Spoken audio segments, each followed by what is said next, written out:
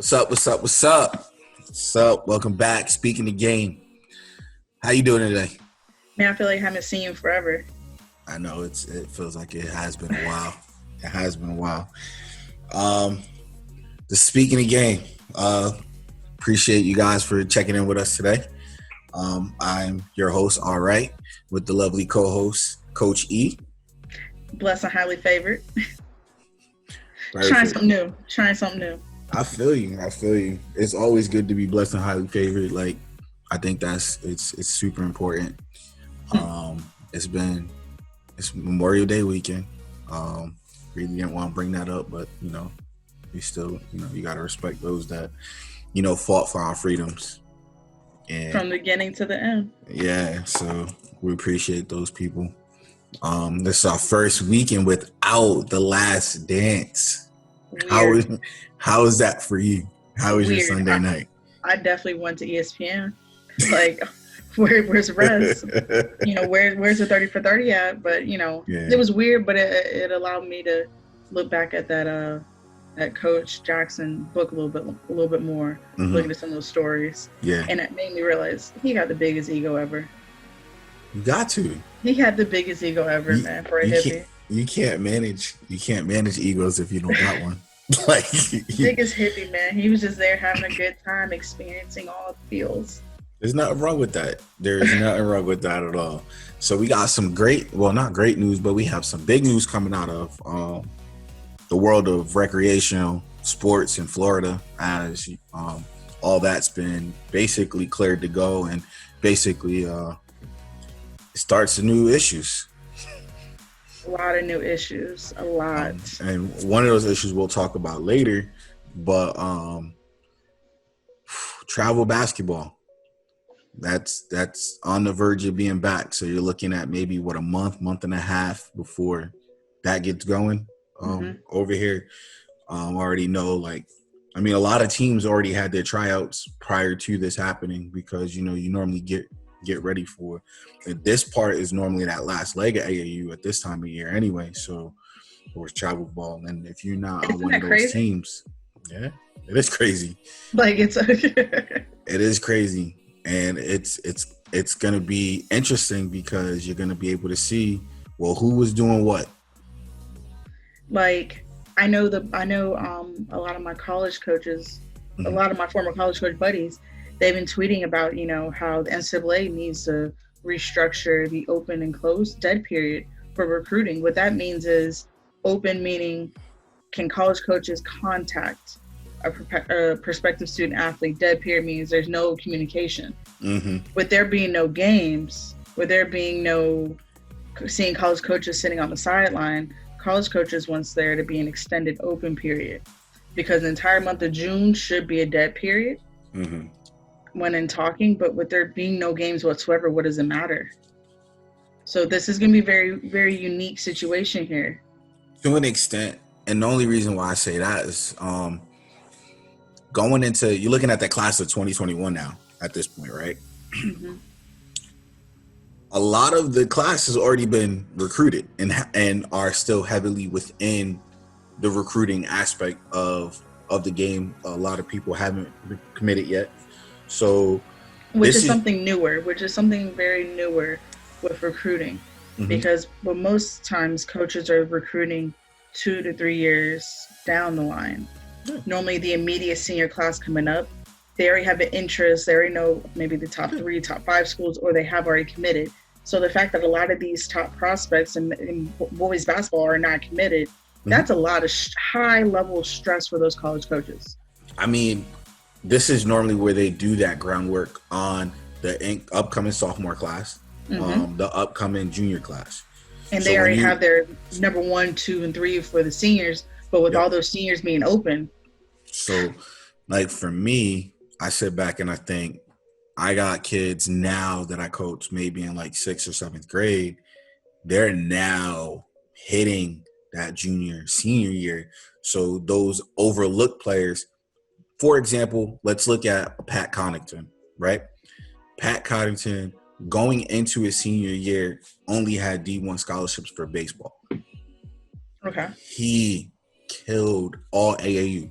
He killed all AAU, and I think he only had one D2 offer for basketball going into the summer, and he went on a string of runs in tournaments. And understanding at the time, this is when New England was basically at its pinnacle. When you're talking about, you just had the Michael Carter Williams, you just had the Nerlens Noels, you just had Steve Adams up there in New England.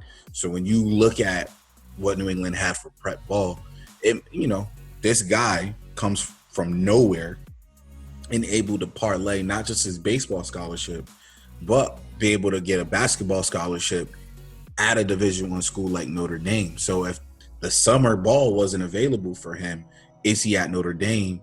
But better yet, is he in the NBA right now? We just seen this man in the dunk contest. So the summer is usually, and you look at a guy like John Morant. John Morant was at a showcase tournament. He got moved to another gym, right? The coach happened to be hungry that morning. With him happened to be hungry that morning, he happened to go to the only place that had food, which was near the one gym that John Morant was in. The coach happened to see Ja, and then that's Ja's sole Division I scholarship.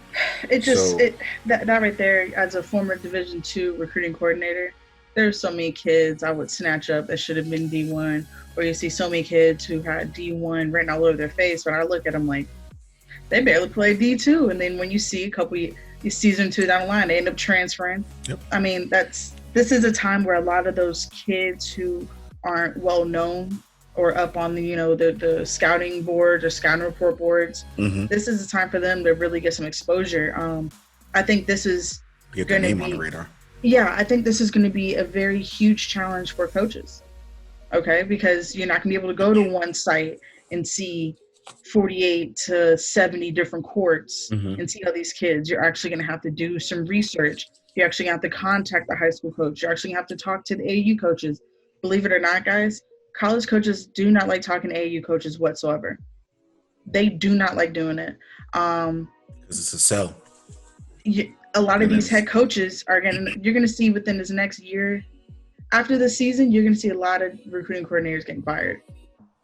Yeah. Because they're going to rely on whatever someone told them about a kid, bring them in, and the head coach will be on the chopping board. And guess what? You got to get rid of the loose meat. And that's a part too, I think, that hasn't really been talked about, is because normally this is the coaching carousel as well. Yep. And we haven't had hired, can't get fired. So now when you look at that, it's like, okay, so are you still recruiting and bringing people for next year? You still don't know. There's still unknowns about what's going to happen on campus. Although colleges that I've seen, me and you both seen, that there's still going to be, people on campus at some point. They just don't know to what extent. We know for sure football. At D1 schools, we know for sure football and men's basketball will be on campus. Yeah. We know that for sure. We don't know who else. Yeah. I mean, it makes sense. It's their money makers, but each school is different when it involves their money makers. So when you look at it, even in that sense, I look at girls basketball, because a lot of, even on girls basketball and recruiting, I think the summer is the most important, because you don't have those Instagram accounts. No. You don't have those YouTube video edits. You don't have Ball is Life. The girls that they do follow have already been on Team USA for 4 or 5 years. They're already set. They're already set. They're going to UConn, South Carolina. They're going to, those Power 5 schools, those top 5 schools. They're going to the Baylors. It's interesting to see what's going to happen, even with Notre Dame, because, McGraw just resigned. She just retired. I mean, so it's like, when you put all these aspects in, it's like, you're not going to put an asterisk on the next season, whether it's men's or whether it's women's. But the real truth is, we'll say 2022 and 2023 class, there's no recruiter. All recruiters are basically going to be on an even playing field, unless you're in. And this is a huge advantage I feel, for a state like Florida. There's so many athletes. Yes. Not just that, but it now forces college coaches to recruit your state. Which I think is amazing, which is initially how it was supposed to be. So when I coached in Alabama, in the state of Mississippi, in the junior college, they had this system at the time, made no sense to me. I don't know if you ever heard of it. Each of the community colleges there could pick this was on football. They could pick 12 players out of their players. You know, Mississippi has the worst academics in the nation. So they knew for sure most of their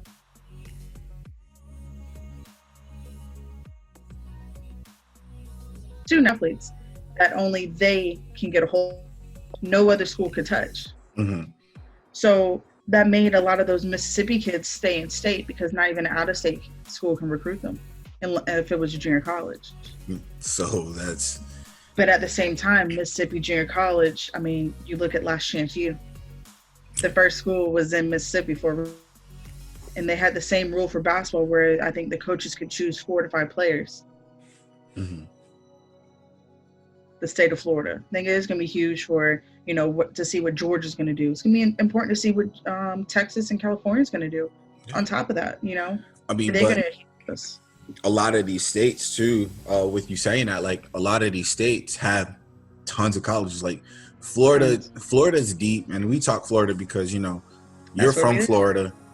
I came to school in Florida. You're Floridian by now. Nah, chill. Not even. But, you know, we understand the depths of the schools, and we've touched many of the schools. I won't say we've touched all the schools in Florida, but we've touched many of the schools, and it's more than just the Florida States, the Florida Gators, and the Miami Hurricanes. Like, it's more than just that. And then on the D2 level, the D2 level is stacked with great coaches and great talent. So I know at one point the D2 the D2 conference was considered the toughest conference in all of basketball in all divisions. Listen, so, if you're gonna play D2, why are you gonna be in the snow? Why not be around the beach?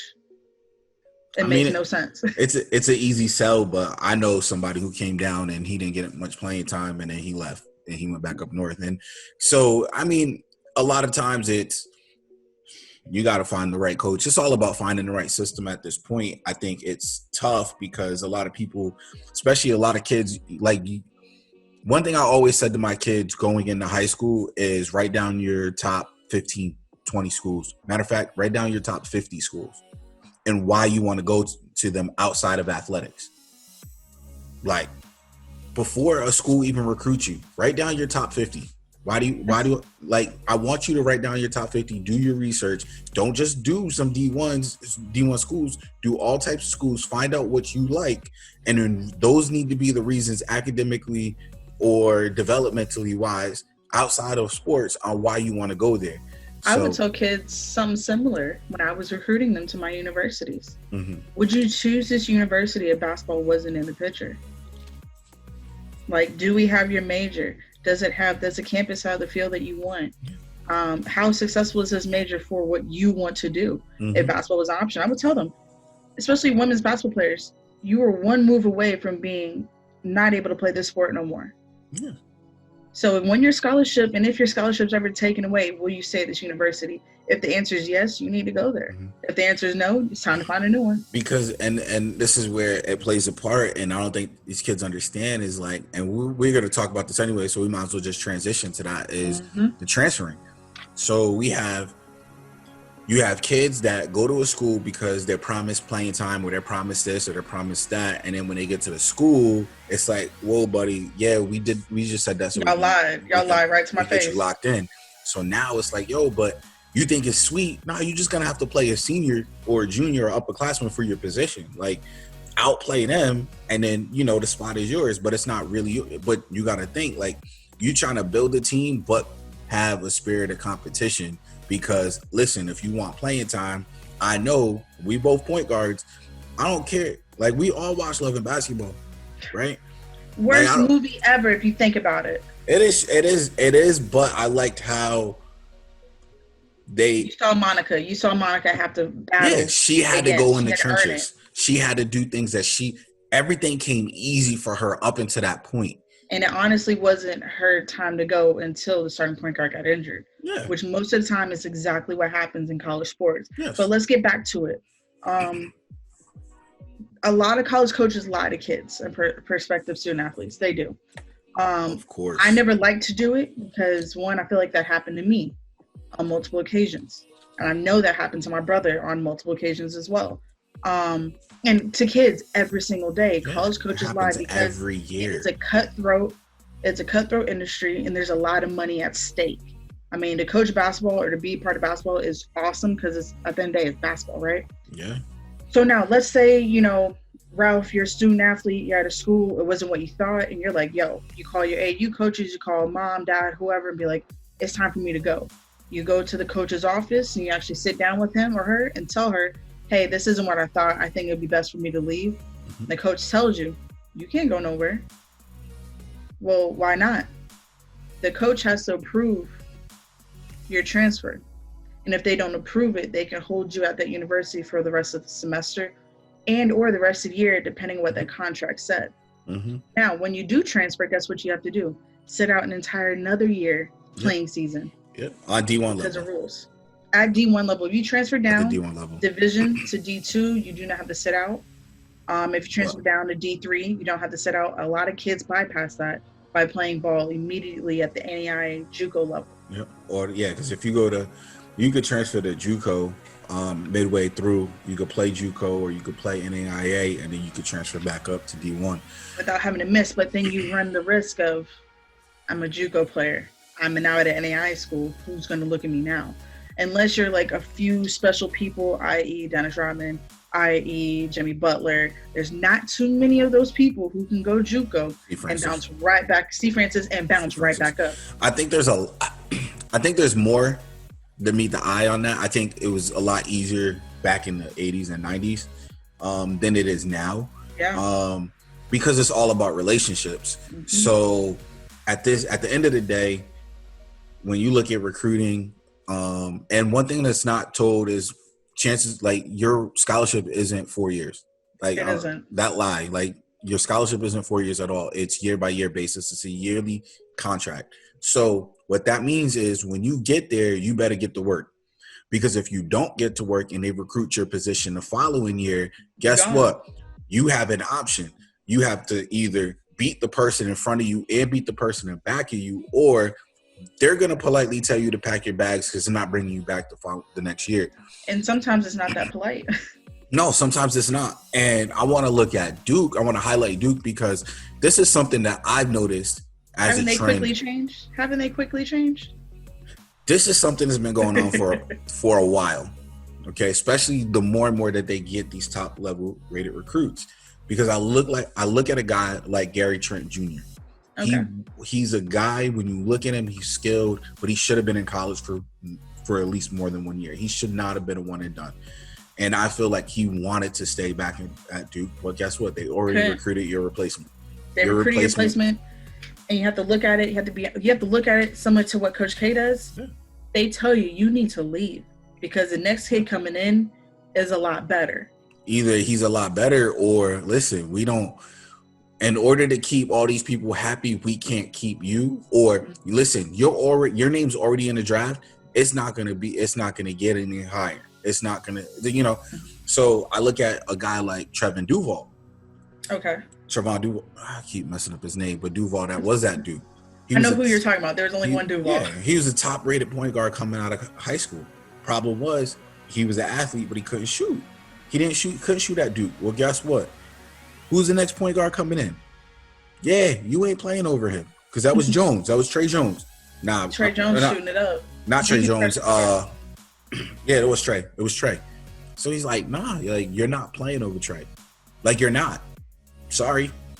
Like we already promised him the starting point guard, and that's the reason why all these other kids came. This is why we have Zion. This is why we have all of these guys. So now you're gonna have to go. Like you forced him to go to the draft when he should have been in college for multiple years. Like it's just what it is. Like some guys. At the same time, though, it's not always on the college. Sometimes it's not always on the college. No. It is the foresight to see what college you're going to and making the right business decision for you. But sadly, these decisions are made by kids who are 17 years old. And they're hype. They're not 21, 22. I blame the hype machine. Like you put this hype on this kid. Guess what? And I want to put this PSA out. Stop sending videos of just kids dunking. Like, stop sending videos of just kids doing one move and going to the basket because they're uber athletic at that age, and but there's nothing else there. because just so you know, when they get to college, everybody can do that on every level, Division 1 to Division 3, even NAIA, even JUCO. Oh, there's some hoopers Every at NAIA. Yeah, like everybody can do that. So if you don't start showing me highlights of your actual game, if you're a point guard, I want to see how you pass. I want to see how you guard your position. I want to see how you guard somebody equally as athletic as you. That's what I want to see. I don't care about the highlights. This is why a lot of these players, they grow up believing their hype, and then when they get punched in the mouth once or two times, when they get to the NCAA level and they realize, yo, you're playing against grown men now. Before, you was just a big kid playing against a bunch of kids. But now you're playing with a bunch of grown people that's been in this game 3-4 years, your senior. Now what? What are you going to do? How are you going to respond? Oh, and you got a coach telling you like, yo, this is what you need to do because you need to get out of here. And then you got your other people in your corner hyping you up. So you either have the confidence to believe them or you have the will to actually work to earn that confidence. Yeah. And I feel like there's a lot of kids right now in these top 50s, top 100s that are imposters. I mean, it's not solely on them. It's not solely on them. A lot of them have to do with, you know, travel organization, parents, high school coaches, whatever. But let's get back to the transfer. My biggest issue with the transfer is the NCAA's stance on transferring, right? Yeah, especially what they just said that they were going to try to hold back, no exemption. Yeah, so with the NCAA, they were trying to pass a proposal that if a kid wants to transfer, they can immediately play. Because the rule that they have set in place is detrimental. It's trash. It is very detrimental. Detrimental. We got you. I got it. You good. To the student athlete. Like, they like to throw around the word student. When it benefits everywhere. When it benefits them. But at the end of the day, this rule is to prohibit the athlete from leaving an institution. But they don't put that on coaches. They don't put that on coaches. And I hate it because the coaches, and I've seen it, and I've almost been a part of it, where a coach wanted to hold a transfer. A girl wanted to transfer, and the coach told them, try to transfer. You'll be here for another year paying tuition out your own pocket. Yes. And that's in girls basketball. So I know that happens in men's basketball. Now, it was one of our star players. And guess what? She changed her mind and decided, I can't afford $20,000 on my pocket. So she stayed and she played her butt off until she graduated. But at the same time, did that benefit the student athlete or did that benefit the head coach in the program? And I feel like that's where the thing is, the coach only cares about themselves for the most part. I'm not saying that it's all like that on all levels, but a lot of coaches only care about themselves. They bring these kids in to seem and look like a good coach, but at the end of the day, if the kid doesn't meet the expectation, then it's out the door, bring in somebody new, and then it's the same carousel. Or is this, I get a bigger offer for a bigger university, I'm out. Yeah. If they really cared about those kids, they would stay there with a recruiting class and watch them all the way through instead of, UNC's calling me, NC State's calling me, UCLA, gotta go. I mean, but that's a slippery slope because I think these coaches who stay at universities for a long time, I think they do care about. I mean, that's why I think Mark Few is like a great coach. Like he could have left Gonzaga so many times, but instead he just helped build them up from, they were starting to, they were Cinderella before he got there. And then, he just continued to gradually, chip at it. And I think that's what it takes in coaching. Like, are you trying to win a championship or are you trying to do what's best for your kids? If you're recruiting the top 10, top 15 kids and, or you're recruiting top 50 kids, regardless, because you're trying to build your team and you're trying to build your team with top 50 recruits, right? So half your guys in top 50 recruits is trying to go to the NBA. Well, guess what? What about those other kids that's still trying to go pro? Like there's so many other people that's trying to go pro. And sometimes you winning as a coach isn't going to put that in there. Is not putting them in that situation. Like, and I'm a firm believer, and you and I both know that I'm a firm believer of this. The right system turns a role player to a superstar. Yeah. Right? Yeah, I mean, yes. Yes. Like he was a star, and how he was a star at Michigan State to how he trained. Like, he was always willing to do whatever it takes to win. And I'm not, it's not to knock him or anything like that, but it proves a point. Like, he came in and he worked on himself. When you realize what he came into college looking like, then you realize why he wasn't playing his freshman and sophomore year. He could have easily transferred after his freshman and sophomore year, and he stayed. Him staying, working on his body, working on his character, trust, and now you have a head coach who has a lot of NBA connections, is telling those scouts what type of kid character you are. Yeah, but and that's on record. So, like, this NCAA waiver, okay? I'm just going to read some excerpts from one of the articles. They wanted to have a guideline for men's basketball, football, women's basketball, baseball, and ice hockey, aka the sports that have bringing the most money to universities, and the sports that have the highest number of transfers because those students are lied to, right? Now, the NCAA did not vote on it. They actually pushed it back, meaning the members of the NCAA who vote on these rules, since they weren't able to meet, and most of these rules are passed during conventions, and since none of these coaches and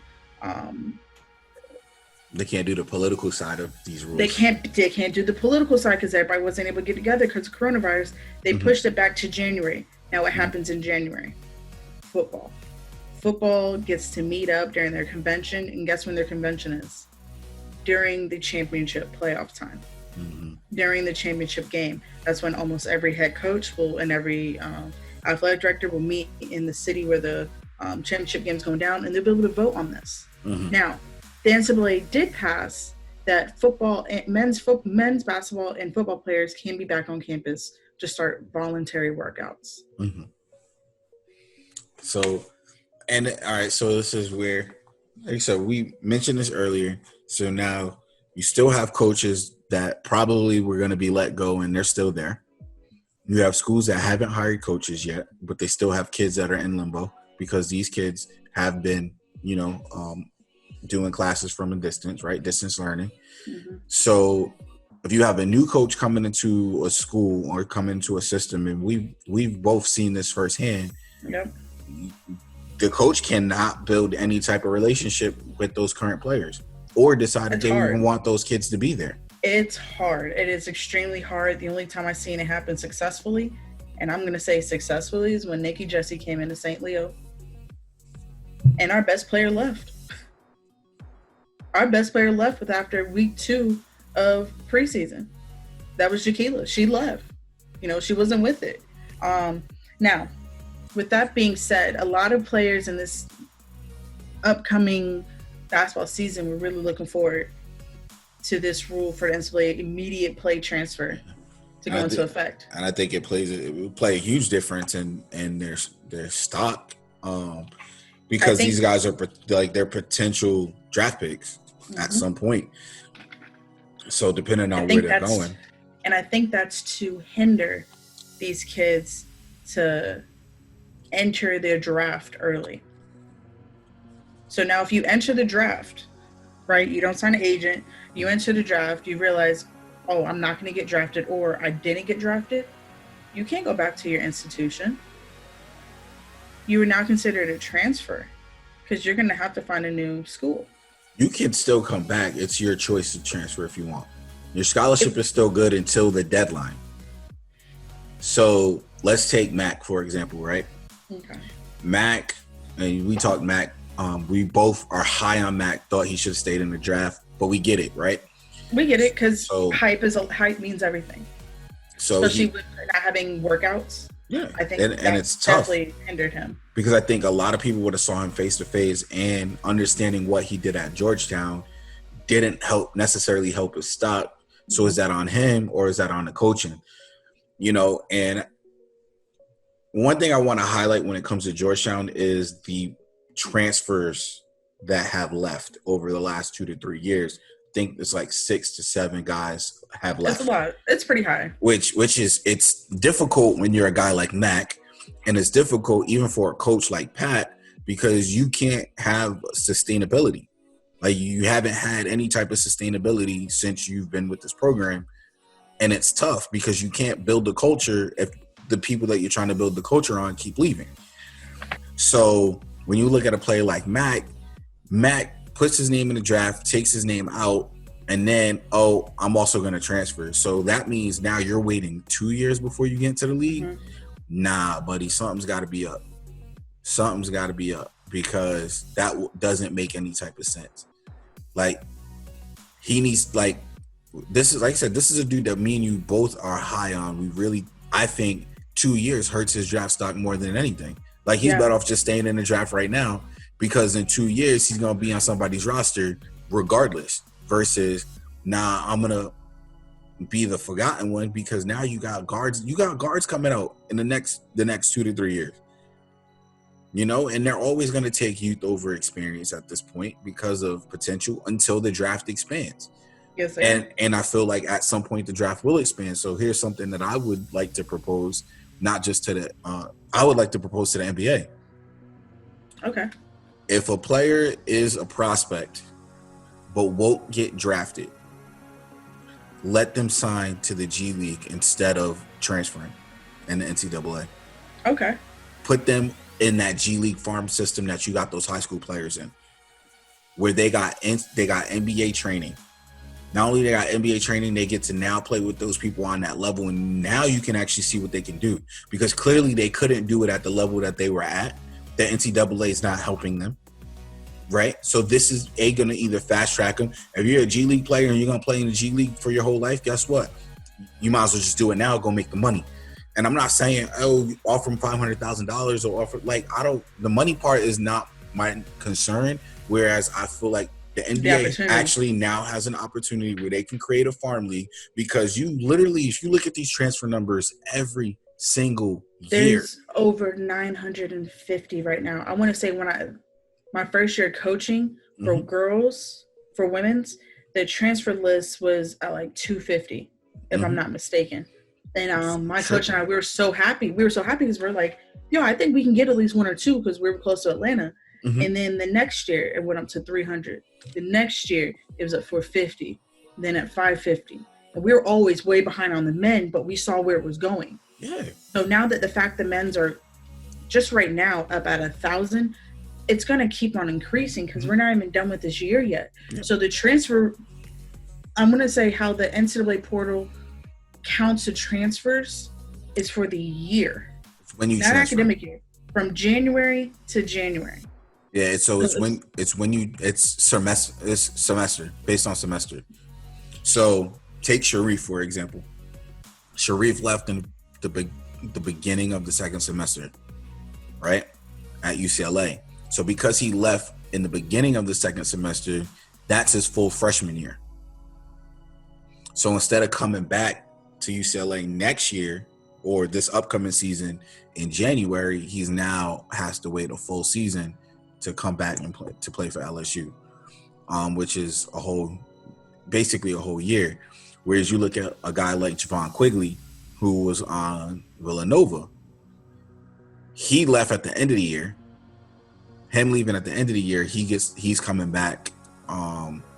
He gets to play this year. Same thing with a guy like Seven Woods, who was at UNC. He gets to play now this year after the school that he what I was talking about is how many transfers, how the NCAA calculates how many transfers there are, not when you can actually play. Yeah. Okay. So if you transfer in August of 2019, you're not counted as a transfer for 2020. No. So they count the transfers for 1 year, right? The list is already at over 950. That's without even hitting. And that's D1. That's D1. That's not even just hitting. D1. And that's not even calculating the amount of kids who are going to be transferring during preseason, during the first 2 games of the season, who realize I ain't playing. We ain't going to transfer at Thanksgiving. First day overruns. First day overruns. Even the kids who transfer at Christmas, those are still going to be counted towards this year's transfer list. Yes. But you're correct on your behalf. So like, I think it's one of the stupidest rules. The NCAA is supposed to be for the betterment of student athletes. Yes. But the rule that they have in place only benefits the coaches. And honestly, I hate to use this analogy because I was in NCAA for so long. It's like a plantation style. Dog eat dog. You can't go to that plantation because I ain't giving you your pass yet. Because and some conferences like Even transferring you conference. can't transfer in conference. And then it's like, all right, so here's my theory, and I know we talked about it earlier, off camera. Like, my theory is you have a lot of these kids who, not just these kids, but these coaches have relationships with their AAU coaches, or they have with their organization and whatnot, right? So, you're killing it over here. Well, guess what? This coach can't necessarily talk to you, but if we schedule a game to see you play and I see you live on the front and you play at one of these mid-level schools and I shake your hand at the end of the game, guess what I'm telling you? Hey, I'm not saying a transfer, but if you was, we could create an opportunity for you. I'm pretty sure you saw that happen when you were working on the men's side at St. Leo, because I know for sure I've seen it happen on the women's side. NAIA was a different dog, but you definitely saw it where, a coach might have recruited a player at the end of post game, shake your hand a little bit longer than you like. You're like, hey, man, I won't necessarily say that I've seen it at St. Leo, but I have seen it done. And I've known that it gets done specifically through kids that I've even coached, and they come and tell me some of the conversations that are had. So, and there's no there's no guidelines, there's no bylaws, there's none of that. There's like literally, if I think you're better than one of the players on my team and you played a heck of a game and we spark conversation, the simple line is this: you can come play for me any day. Yeah. Simply like that. You did great. You're wonderful. Guess what? If you ever consider transferring, opportunity opens. Let me know. Because, and then here's what the thing is, because it's on multiple levels. So you got to understand, if a D2 coach goes D1, and that coach, and you're a freshman or a sophomore, and you're on that D2 level, and I think they think you could play, then they think that you were a steal in recruiting. They're gonna come get you. We actually saw that. Yes. But at a different level. So I want to go through now. Let's talk about what schools are now transferring, right? Mm-hmm. So when we were in college, the transferring most of the time happened from the Power 5 conferences. Power 5 would be like ACC, SEC, Big East wouldn't really be considered Power 5 anymore. Mm-hmm. Big 12, Big 10, Pac-12, right? Mm-hmm. Most of those kids who went to those universities, they would transfer down to like a small mid-major. So I'm in Florida, so let me use Florida as an example. Have a kid that goes to UF, they transfer down to UCF. Or you have a kid at UCF, they'll transfer down to D2. Yep. So normally I've seen that a lot, but the transfer rule really benefited the small mid-major and even the D2 level. Now the transfer rule, it's really helping out a lot of these Power 5 conferences. So I'm going to go through the list. This is ESPN's spring sit-out transfer eligibility for 2021, 2022. So the upcoming year. Mm-hmm. I'm going to just name off the schools who are getting top-level commitments, transfers. Kentucky. Yep. Memphis. Mm-hmm. Marquette. Texas Tech. Minnesota. UCLA. Syracuse. UConn. Nebraska. DePaul. Nebraska. Arizona State. Texas Tech yet again. Memphis again, Washington. I'm just going to go through to like just 25, okay? Mm-hmm. Virginia, Miami, Notre Dame, Arizona, Cincinnati, Maryland, Penn State. 26 would be USC, okay? Those are all Power 5 schools. And if they're not a Power 5, they're in the Big East, which would be Power 6, okay? Like, pretty close. Pretty close. We're talking about now major conferences reaping the benefits of these transfers, where they do have the liberty to have a kid sit out for a year. Because they got that. They got them 3 freshmen. They got them 3 freshmen coming in. And sometimes, because that's where the senior transfers help them out too, because you give them balance. You give them balance. I know Duke just signed. They got a dude from Purdue, I think it was. I forgot where he's from. And that must be one of the most confusing rules to me, even as a coach. That was a confusing rule. If a player has played, has been out of school for 4 years, they graduated, but they want to continue their education because they might only play 3 of the 4 years. They were there for 4 years. They're able to transfer. but graduate transfers are eligible immediately. Yes. They don't have to sit. So that to me was one of the most mind-boggling rules I'd ever seen. Because, all right, so outside of Cam Johnson, right? Because Cam Johnson he just got drafted by Phoenix. And these are all red shirts. And these were all red shirts. Yeah. So they all sat out a year. Because they got hurt. Because they had injuries. So that's what I was saying. So besides Cam Johnson, right? There's not that many red shirt guys that, they get that eligibility and then they play right away. I mean, they go to and they go to the league. I'm saying they go like their talent to the point where they're drafted, like their first round draft picks, and that's why I said Cam Johnson. Ohio State might have one this upcoming year. And Seth Towns played at Harvard. Harvard's not no punk, okay? Nah, Harvard was nice. I know who he is. I watched him play this year. And he's a small forward, 6'7" small forward senior, transferring from Harvard to Ohio State. Now at Harvard, he averaged 16 points, 6 rebounds. So depending how this year goes for him, he might be up there to be drafted first, second round, late first, or. I mean, it depends. Does he fill in Ubi Toppin's role? Speaking of Ubi Toppin, his brother just transferred from URI, and he's going to Kentucky. You know what I'm saying? Like these schools, like these kids are transferring left and right. It's really hard as a fan to really sit there and appreciate it. But as a coach and as a former player, I understand it. You got to go to the best opportunity for you. I look at it like this because it's not just necessarily red shirts. So I'm glad that you did mention that it was like, oh, well, they missed a year or not. I want to bring up Alex O'Connell, who played at Duke. Okay, he's transferring to Creighton. Right? So the thing is, when you look at him, he has the opportunity to graduate early. If he graduates early, he does not have to wait a year. He can play next year immediately at Creighton. I'm trying to find him on this thing. Right?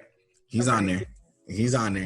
Right? Is he the graduate transfer, or is he going to be part of the Right now he's part of the other list, but he's on a slope right now that if he can graduate early from Duke, he can play next year, and there's nothing the NCAA can do about that. Guys that it affects, like former top 50 recruits like Elijah Weaver, who just announced that he was transferring. Then you have I forgot his name, but dude transferred from Minnesota Iona to get away from one Patino, and now he goes to Iona, and then he ends up with his father, and then he's just like, you know what, I'm transferring. Like he's transferring again. So it's like, but you know what? The reason why I don't like this rule, I think if you get a new coach, you should have an opportunity to get a waiver. Yeah. Or if your coach leaves, the coach that brought you to the school, you have the choice, because now it goes down to the question that you said that you ask your recruits. If you take basketball away, does this school have everything that you want and everything that you need? Because if it doesn't, don't choose here, because you're not going to be happy regardless. Correct. Unless you're playing. But let's be honest, we're talking men's basketball. Those players are going to certain universities. I would say a good 85% of those young men are going to that university for the sole reasons they believe that university is going to get them pro. Right? I got a hot take for that too. You're going to up me 85%? I got a hot take for that. But like, right? Because I agree. I agree with you. They're choosing universities because of the opportunity to play basketball and the opportunity for them to go pro. So a lot of them are thinking about that. Women's basketball is different because there's not much. There's a lot of parity. There's a lot of parity, but there's not much to look past that 4-year degree. That is true. Especially if you're going to a low mid-major, maybe you might be able to play overseas, but where are you going? You're going to Romania? What part of Romania are you going to, And then you have to remember that in the women's rules, I think you have to be 22 to leave early or go to the draft. You have to be 22. Their rules are very different than the men's. Yes. For sure. Yes. Because Breanna Stewart could have left after her first year. Let's be real. Easily, if she wanted to. Diamond Shields could have left early. Yeah. There's a lot. Maya Moore could have left. Like, there's half of UConn, basically. We're talking all of UConn players. Yeah. So when you look at Diana Taurasi, like, she was nice. Simone Augustus, she's another one. Again. Like, Brittany Griner, of course. Like, should never went to college. Candace Parker. Should never went to college. Shamika Hoslaw. Like, you have so many. You got so many of these ladies, like, and it's crazy. Even Sky, like Sky could have left after her sophomore year if she really wanted to, if that was the case. So you have these groups, and yes, you can call them the elites, but even Odyssey Sims, like, yo, like y'all could have just, if the WNBA actually paid the players and the seasons were a lot longer, I think it would be ideal, but it's not ideal. Like, it's literally, in women's basketball, you go to school, get your degree in 3 years, and then go pro as you can, if you can. Like, if you can't, like, it's cool, stay another year, get your master's, because it's getting paid for anyway. Like, that's the way I would do it. And honestly, that's what I would tell my kids if I was bringing them up. Like, listen, if you're going to play college, you better finish your degree in 3 years. Do whatever you can to finish your degree in 3 years. Get them to pay us for a mini, because I have a kid that I still talk to on a pretty regular basis. She was awesome for me when I coach. She's at a school right now, and her coach just stepped down and took a D1 head coaching job, right, which is awesome for her. But I told my player, hey man, I don't care what coach comes in there, you need to graduate by Christmas. You need to be taking, like, she had a red shirt this past year. You need to be taking 7-8 classes. As many classes they'll let you take, you need to take. And I did that. And I graduated early. I didn't even take summer classes. I graduated in the first semester of my junior year. I wanted to take my master's, but at the time, they weren't going to do that for me. So guess what I had to do? Take some BS classes and chill. But I did have the best year of my playing career, so I had nothing to worry about but photography. I didn't have to worry about nothing but photography and sociology. But that's the thing, man. If they really want you to play at the school, like, it offers that opportunity, especially if you do it right. Because if masters, you could get your masters done in a year if you do it right. And there's a lot of schools. There's a lot of schools now, because of how much money they're about to be losing. They're changing their master's program to a year long to get some of these, adults to get back into school. Yeah, so of course, it's there. Of course. And then you got to remember. All right, so now we'll bring that up some other time. So let's talk real quick. We definitely talked about the transfers. Let's touch real quick about the news about the NBA about to be coming back. We don't have any like definite timelines right now, but I've been hearing things in the wind. How do you feel about that? I've been hearing things in the wind too. Orlando's looking like a good place for the NBA to come back. I think, a lot of us need it. A lot of us miss it.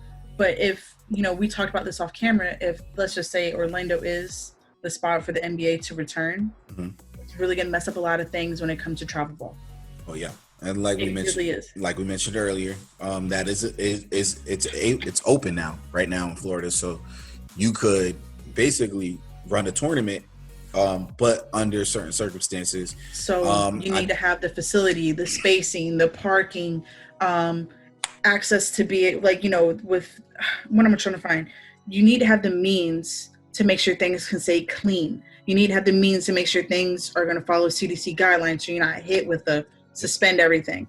You can't have games every on the same court. You can't have those games that turnover, because we know in AAU tournaments is you're playing, you play, and then as soon as that game's over, the next team comes and they sit down. They get 5 minutes. They get 5 minutes to warm up, ready to go. You're gonna need more than that. You're gonna need more than that. And the only facility I know of that can handle all that is Whitewater Sports Disney, which is where the projected NBA return of the NBA season might be held, which is in Whitewater Sports Disney.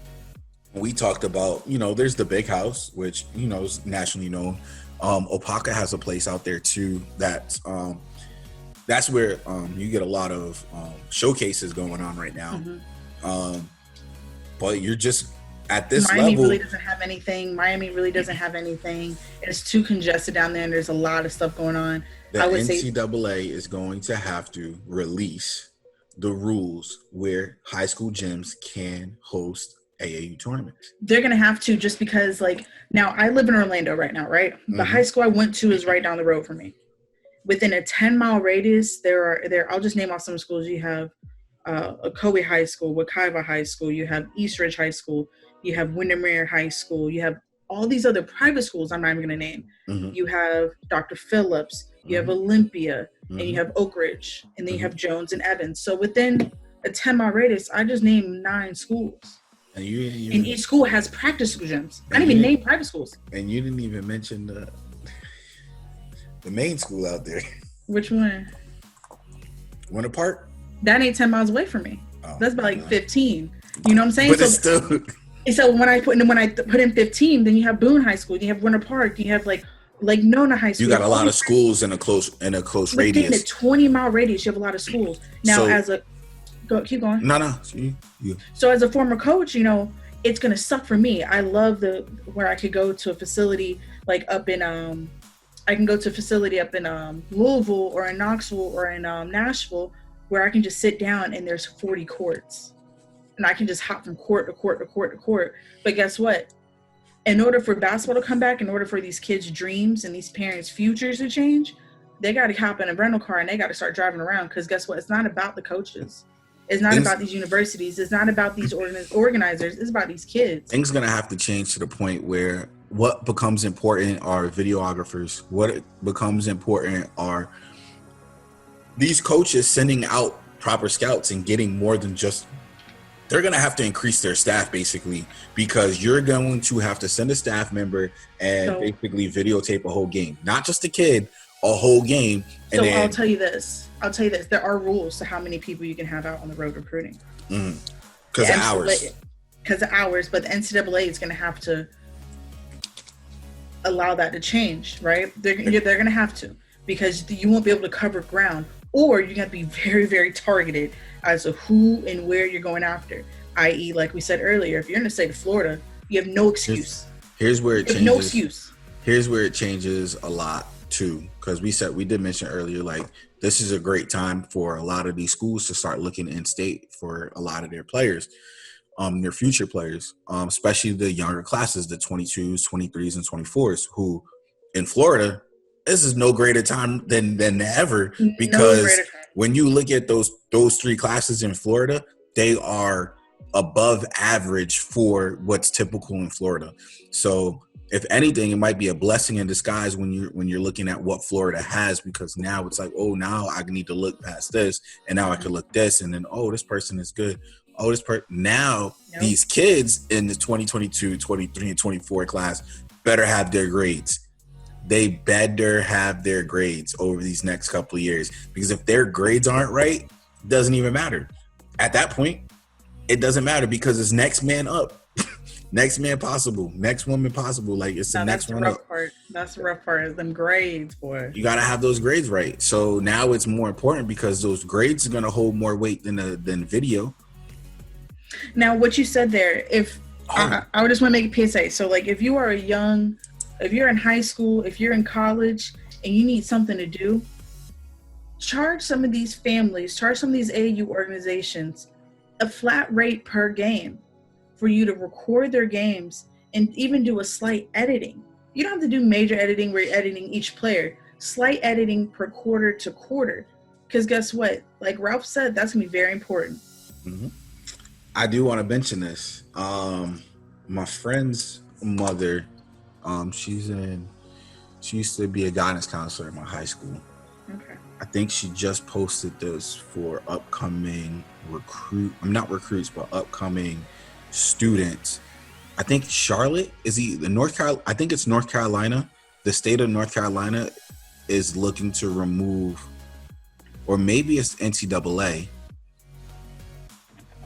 is looking to remove the SAT, ACT requirements. They are. Georgia has already eliminated it. Georgia's already eliminated it. I think Tennessee has already eliminated it. I think Alabama has. Look at this. Look at the That's schools. Big. Look at the schools that have. Look at the schools that have top football, and look at the states that are losing population. Yeah.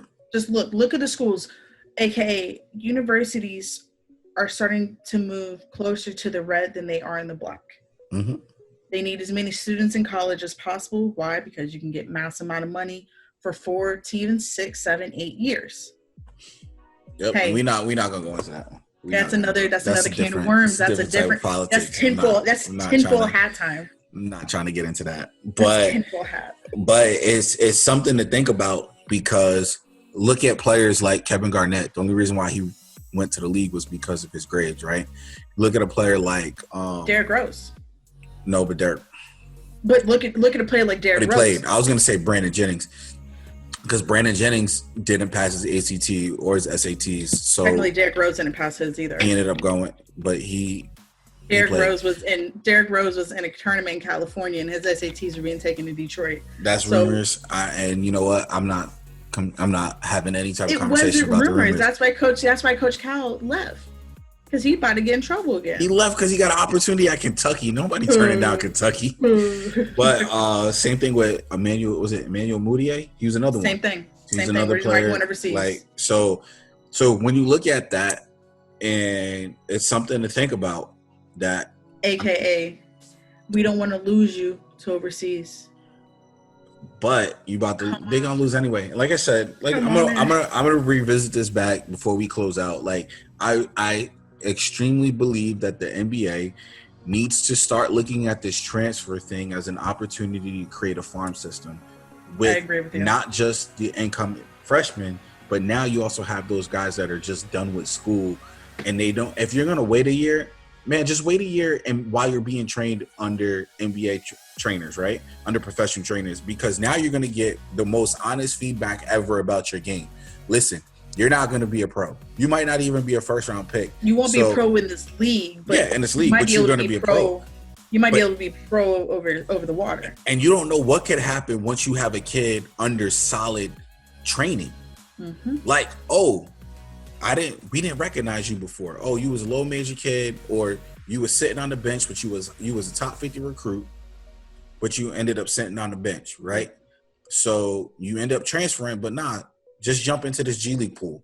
You jump into the G League pool, now you're playing with those players, those upcoming players that have the hype, right? You already came in with the hype, and now you're playing also against other G League guys. How you stacking up? Huh? Yeah. So like, how you stacking up? And all of that without actually becoming a pro. So like you're a pro, but you're not a pro because you still are draft eligible. You don't, so you could declare for the draft, but say you're like, you know what? The numbers didn't come out right, but this is where you want. If you declare for the draft, you should have the opportunity to go to that developmental G League. Yeah. Because clearly this is the path that you want to take. You want to get here. And we have 250 to 300 kids declaring every year for 60 spots. So now it's like, listen, now you can do the developmental draft. The players that don't get drafted, now they're getting drafted to your affiliate team. They're getting drafted to your G League team. And now you have 2 years with them. Put them under contract for 2 years. Or whatever. And then they're in your league, but if you don't sign them after that second year, they're now eligible for the draft. So any other team can now draft them or pick them up. So they're not a free agent, but they can now be drafted. I'm with you on this. Listen, something's going to change. We know it's going to change. Yeah. Give it a year. Give it a year of these high school kids in the G League. Let's just give it a year, see how well they do. Because if they do well, things are going to change very quickly. But you got to understand, come 2021, 2022, when that CBA comes, you're looking at those players are going to be, they're not going to have to go to college. They're not like this. They're trying to make sure that these players can come straight out of high school anyway. So the G League is going to be that option. So now is the time to start looking at everything across the board and say, listen, maybe we need to just open the doors up for all of the kids and not just these certain set of kids, just the kids that are trying to get into the league. And if they can't get in the league, they get an agent, and guess what? Boom, you got 2 years under training of professional training. You're going to see where you stack up. If you're not that good, you're going to get wheezed out anyway. But if you are that good, and then international is good too. So now you have those scouts looking at these games now too. So now that makes the G League game that much better. Right. I can't wait to see how these kids do. I know we didn't have this on the dock, and I know we're about to end soon. I can't wait to see how these high school kids do in the G League, because if they do well, I don't think more kids will sign. Like, I don't think like every high school kid or every, first year kid out of college will want to sign to the G League. I'm interested to see what those Euro leagues, the Spanish league or the French league or the Australian basketball league is going to do.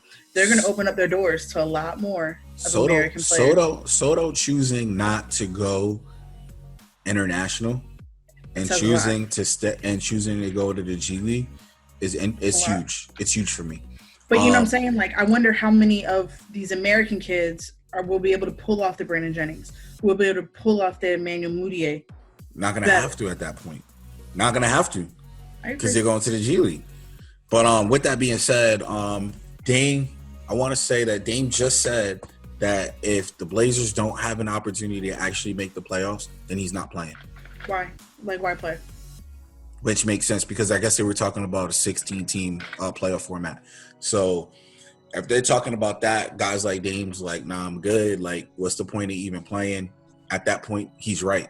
So the NBA needs to think about that because do you want all your guys to play or do you just want to sum it up? You can make it a quick, like the summer league in that case, just cancel the league, do the draft.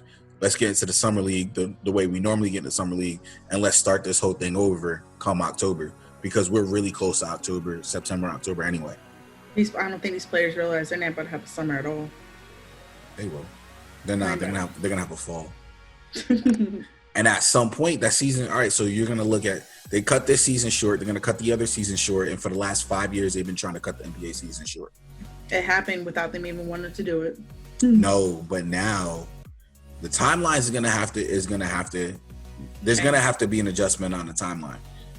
There will be at some point. But you got anything else you want to touch on before we walk out? Nothing else. Nothing else to touch on. Nothing else to touch on. Just, hit the subscribe button. Thumbs up, share us, and thank you for listening. Follow us. Talk to us. If you once again, thank you guys for listening. Thank you guys for checking in.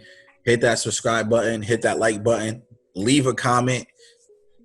Not just leave a comment, make sure you hit that notification button so that way, every time we upload, you can check it out. Also, thank you for spending time with us as we Thank you. Opened up that curtain up and had this conversation. If you'd like to add to the conversation, like I said, follow us on Twitter. Outside of following us on Twitter, continue to look out. We do have some great things that's on the way. They're in the works. So hopefully we can get that to you closer sooner than later. Until then, y'all be great. Be easy.